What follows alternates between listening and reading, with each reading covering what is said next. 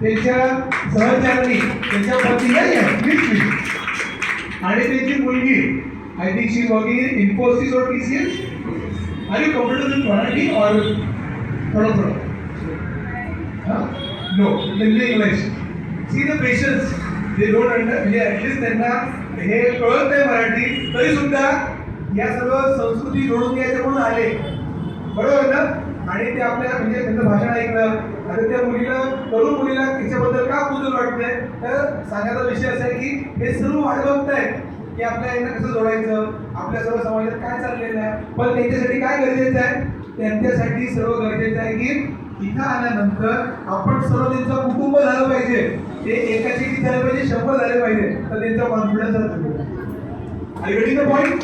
तर मला हे सांगायचं विशेष काय होतं की आज फुले जयंतीच्या अनुषंगाने जसं आपण म्हणतो की ही जबाबदारी आपली आहे, तसंच प्रत्येकाने इतर प्रत्येक कुठल्या जातीमध्ये लोक असतील त्या सर्वांना जोडण्याची जबाबदारी आपली है. आई वुड रिक्वेस्ट रमाप्रसाद जी, आप भी ऑफकोर्स टाइम हो गया, लोग मुझे बोलेंगे खाने के बीच में आ गए हो, बट फिर still I want to take a time because आज बाबासाहेब पुस्तक लिहिलं. Babasaheb wrote full book. Maybe when you get the time to speak that. Babasaheb wrote a book with the name of, dedicated that book to the greatest youth of the modern century, Jyotirao Phule. आणि त्या पुस्तकाचं नाव आहे Who Understood. Perfect. त्या पुस्तकामध्ये बाबासाहेबांनी जे सर्व मांडलेलं आहे, एका गुरुबद्दल केलेला सर्व आदर आणि त्याचं अनालिसिस. हे सर्व मी का सांगतोय की आज जेव्हा जयंती होत आहे तेव्हा आमच्यासाठी, आपल्या विहारासाठी अभिमानाचा क्षण का बाप्पा की आपल्या विहारामध्ये सुद्धा आज तेली समाजाचे बांधव आहेत आणि आम्हाला आनंद आहे की ते आम्हाला सर्व सांभाळून घेतात आणि विहारामध्ये येत आहेत. रमाप्रसाद बोलाबाई बालाबाईजी हे पण साऊथमध्ये त्या समाजामध्ये म्हणजे माळी समाज तिथले, बरोबर, ते तिथला माळी समाज ते तिथले आलेले आहे. याचा अर्थ असा आहे की आपण योग्य दिशेने चाललेलो, फक्त जे बौद्ध आहे त्यांनी सुद्धा आणि सर्वांना सोबत घ्यायचं आहे. सांगतो गावासोबत जय भीम, जय भीम, जय भीम, जय भीम, जय भीम. जय भीम में सब कुछ है, समता, सुंदर, बंधुता, न्याय, सब कुछ जय भीम में है. और प्रज्ञाशील करना, ये लोग बुद्धा ने जो दिया है ये सारे तत्व उसके अंदर समावेश है. भाई राष्ट्रपिता क्रांतिसूर्य ज्योतिराव फुले इनके 199 जो जन्म जयंती आज हम लोग मना रहे हैं उसके लिए उसको मैं प्रणाम करता हूँ. बस 1 साल बचा है 200 साल होने के लिए. और अपना निकाल जी सर अपने को बचपन की बहुत सारी चीज बताया. देखिए महापुरुषों का जो काम, जो चीज हम लोग समझते हैं ना, उस चीज का जो हम लोग डिस्कशन करते हैं, चर्चा करते हैं और हमारा सार्वजनिक रूप से विचार को हम आदान प्रदान करते हैं, उसका पीछे महत्व ये होता है वो जो महापुरुष जब संघर्ष किए उस वक्त के हालात और उन संघर्ष के अंदर जो प्रयास जब करते हैं उसके साथ देने वाला, उसको विरोध करने वाला, जो समाज के बारे में अपने को एक क्लियर कट विजन अपने को क्लियर होता है, उससे समझ में आता है समाज कैसा था. और उस वक्त के हालातों में महात्मा ज्योतिराव फुले ने इस समाज के अंदर जो इस देश में, देखिए इस देश में 2 किस्म का विचारधारा चलता. देश का पूरा जो इतिहास है 2 किस्म का विचारधारा का आपस में संघर्ष है. ऐसा बोलेंगे तो ब्राह्मण और बौद्ध, मगर समता, स्वतंत्रता, बंधुता और न्याय एक विचार. विषमता और लोगों के बीच में जो कला निर्माण करना, असमानता, ये सारे चीज एक विचार है. ये 2 विचार का संघर्ष का बहुत सारे नेता है. कोई नेता उस विचारधारा का, कोई नेता इस विचारधारा का. तो हमारा जो 2-2,500 साल पहले तथागत गौतम बुद्ध ने इस देश, इस धरती पर जो जन्म हुआ, तो उन्होंने इस विचार को निर्माण किया. वो विचार का साथ में बहुत बड़ा संघर्ष हुआ. वो विचार का फैलाव सम्राट अशोक महान ने किया, लेकिन उनकी जो कॉन्ट्रीब्यूशन है हम एंडलेस है. रिसेंटली हम लोग उसका भी हमने जयंती बनाया.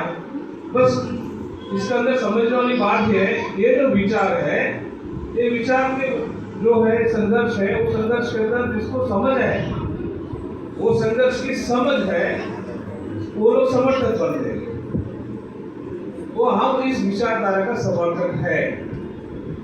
बाबा साहब ने जो ये संघर्ष को सरल बना के दिशा देने का वो जो काम, ये जो महापुरुषों को विचार देने क्षमता बोलो समाज निर्माण करने की, उसका दिशा और सबल पूर्वक होने हैं, तो हमारे लिए रास्ता है। जय बौद्ध राष्ट्र। जय बौद्ध राष्ट्र हो जाएगा, सारे चीज अपने आप हो जाएगा। और आपके बीच में हम लोगों को बुला के आपके साथ में मिलने की जो अवसर मिली है, सबको धन्यवाद देते हैं। सुप्रीम जय भीम, नमो बुद्धाय। Thank you very much sir, आपने 1 मिनट में कर दिया। हमारे बीच में जो सब आप लोग हैं उसमें मुझे और एक चीज बोलना है कि झगड़े की जो है इनका भी आप इनके मुख से सुनिए आणि तुम्ही स्वतः आवाहन करा लोकांना रांगोळी बघायची। सर्वांना जय भीम। जय भीम।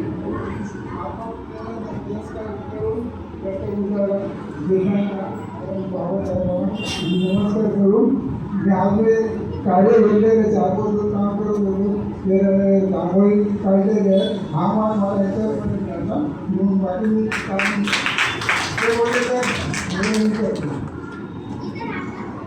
एवढंच बोलतो। हा आता माझं सगळं रांगोळी बंद सगळं उपकरण होणार आहे, रांगणार मग मुलांची चित्र पण आहेत वरती, ती पण बघा आणि तेवढा आनंद होतो। थँक्यू सगळ्यांची। नम्र आहेत ते पोस्ट ऑफिस मध्ये होते, रिटायर्ड झाले आणि त्यांनी सर्वांना आवाहन केलेलं आहे की रांगोळी बघा। सोबत आपल्यासोबत या विहारामध्ये जेवढे बांधणार सर्वांचं स्वागत, विशेष डॉक्टर खैरवडे साहेब पण आलेले आहेत, त्यांच्या सहचारी पण आलेले आहेत, त्यांचं पण विशेष स्वागत या विहारामध्ये। Thank you so much. आणि जास्त वेळ न घेता वर्षा आमची अँकर, यू वुड ऑल्सो सी की आपल्या विहारामध्ये ही छोटी मुलं अँकरिंग करतात, राईट ना? मी माझ्या आयुष्यामध्ये ग्रॅज्युएशन पर्यंत कधी माईक पकडला नाही आणि मला माईक पकडायची भीती पण वेगळी असेल, पण डेअरिंग पण नव्हती। पण ही मुलं या एक छोट्या वयामध्ये माईक पकडतायत, डेअरिंग करतायत, ही समाजामध्ये लिडरशिपची गोष्ट आहे, ही खूप चांगली गोष्ट आहे। ऑफकोर्स आय मे फॉरगेट पण पहिल्यांदा सांगितलं, आपल्या या विहारामध्ये सिद्धार्थ मोहोळ सुद्धा आहेत, जे या मुलांना ट्रेन करण्याचं मी म्हणून की मोठं योगदान, मोठं कॉन्ट्रिब्युशन सिद्धार्थ मोहोळ यांचं। सिद्धार्थ मोहोळ जे आहेत ते GST इन्स्पेक्टर तर आहेत, त्यांची झाली शासकीय ओळख म्हणजे प्रोफेशनल, त्यासोबत आंबेडकरी चळवळीमध्ये असा तरुण जो स्वतः विहारात येतो आणि सांगतो की सूर्य कधी पश्चिमेला उगवला तरी चालेल, पण मी रोज म्हणजे दर रविवारला येणार आणि मुलांचा वर्ग घेणार, मला काही फरक पडत नाही। अशी कमिटमेंटची आमची कमिटमेंट असणारी तरुण जर पिढीमध्ये लिडर असतील ते 100% आंबेडकरी चळवळीला गतवैभव प्राप्त होईल अशी आशा व्यक्त करतो। आणि ज्यांचं नाव नाही घेतलं असं समजू नका की बाकी लोक काय नाव घेतल्यामुळे त्यांचं लिडरशिपचं पोटेन्शियल नाही, 100% ते पण मोठ्या कृतीचे लिडर आहेत आणि त्यांची मोठं पोटेन्शियल आहे आणि हे पण मोठे लिडर होतील अशी अपेक्षा करूया। वर्षा आपली अँकर where is the leader, please take it ahead. यानंतर मी आजच्या कार्यक्रमाचे अध्यक्ष प्रीती टेंबे मॅडम यांना विनंती करते की त्यांनी आपल्याला मार्गदर्शन करावे।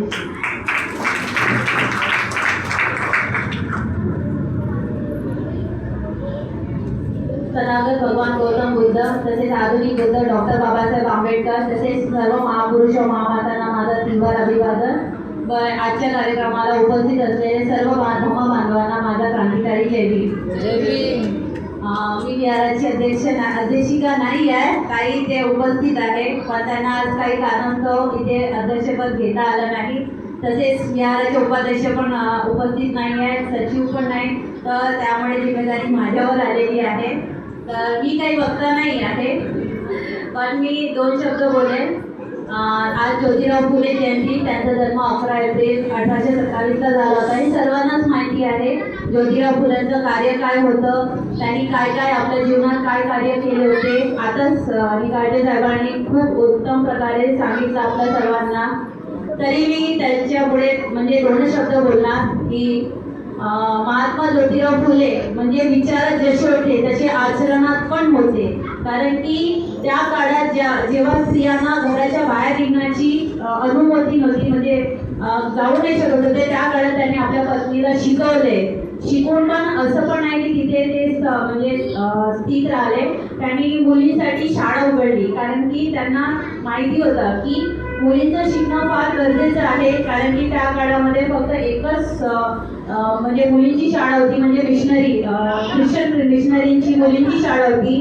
त्यातूनच त्यांना असं कळलं की जर आपल्या इंडियन मुलींना परमिशन नव्हती, कारण की इंडियामधल्या मुलींना शिकण्याचीच मुभा नव्हती, त्यांना कोणत्याच कामाची मुभा नव्हती. त्या काळात महात्मा फुलेंनी मुलींना शिकण्यासाठी पहिली शाळा उघडली आणि त्यांनी पत्नीसह सगळ्या मुलींचा उद्धार केला.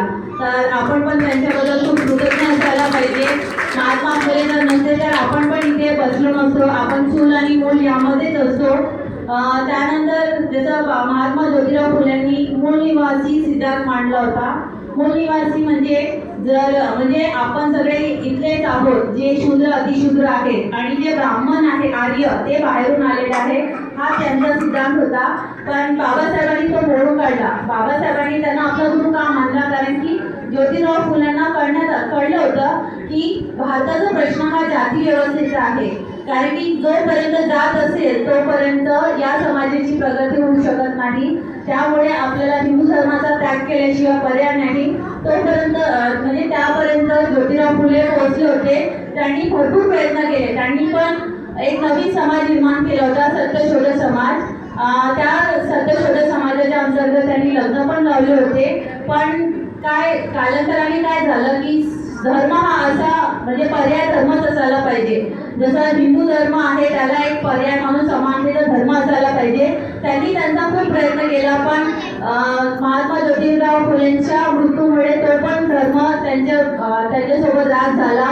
पुढे त्यांचं वारसा घेऊन जाण्यासाठी कोणीच नव्हतं, पण त्यांना परत जिवंत करण्याचं कार्य हे बाबासाहेबांनी केलं. कारण की बाबासाहेबांनी त्यांना आपला गुरु मानला आणि गुरुचं जे उणिवा होती ते त्यांनी भरून काढली.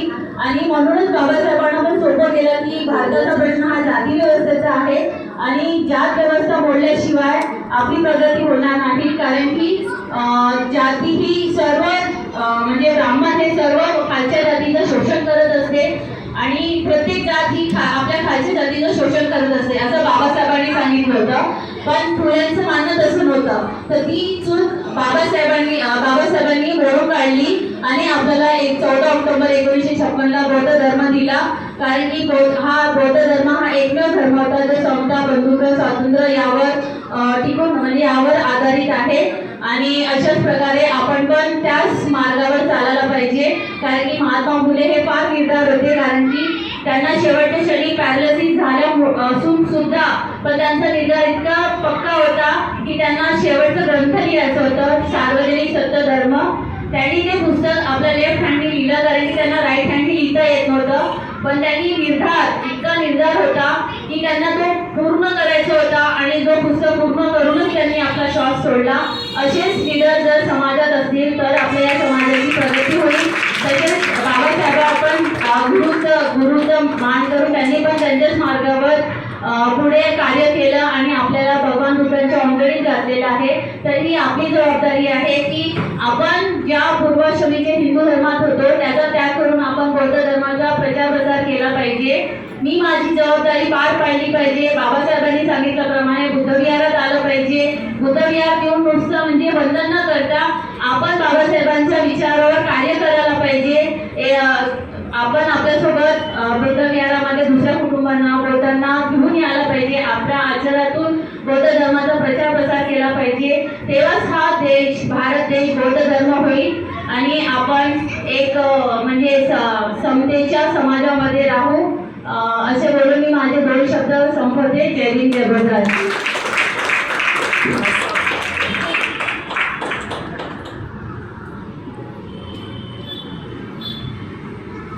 यानंतर मी आजच्या कार्यक्रमाचे आभार प्रदर्शन आयुष्यमती गाथा खोब्रागडे हिला विनंती करते की तिने करावी.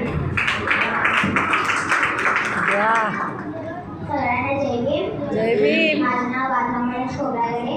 आजचे आभार प्रदर्शन मी मांडणार आहे. आजच्या कार्यक्रमामध्ये वर्षा आणि टीमने वंदना घेतली म्हणून त्यांचे आभार मानते. आजच्या कार्यक्रमामध्ये सूत्रसंचालन वर्षा मोरेंनी केले म्हणून तिचे आभार मानते. प्रस्तावना अदिती मस्केने मांडले म्हणून मी तिचे आभार मानते. आजचे प्रमुख पाहुणे त्यांनी आपल्याला खूप छान मार्गदर्शन केलं मी काळजी काकांनी म्हणून त्यांचे आभार मानते. आजचे अध्यक्ष प्रीती पेंपे त्यांनी आपल्याला खूप चांगलं मार्गदर्शन केलं म्हणून त्यांचे आभार मानते. इथे सगळे लोक उपस्थित होऊन शांतीने ऐकलं म्हणून त्यांचे आभार मानते. आजचे कीर्तन अभिजित काकांनी केलं म्हणून त्यांचे आभार मानते. जय भीम. आजचे आभार प्रदर्शन गाथाने केले म्हणून मी गाथाचे आभार मानते. मी सगळ्यांना विनंती करते की वरती रांगोळी प्रदर्शन ठरले तर सर्वांनी ते बघून जावे. यानंतर आजच्या कार्यक्रमाला लाभलेले आपले प्रमुख पाहुणे यांना जेठे सर भेट देणार आहेत अशी मी त्यांना विनंती करते.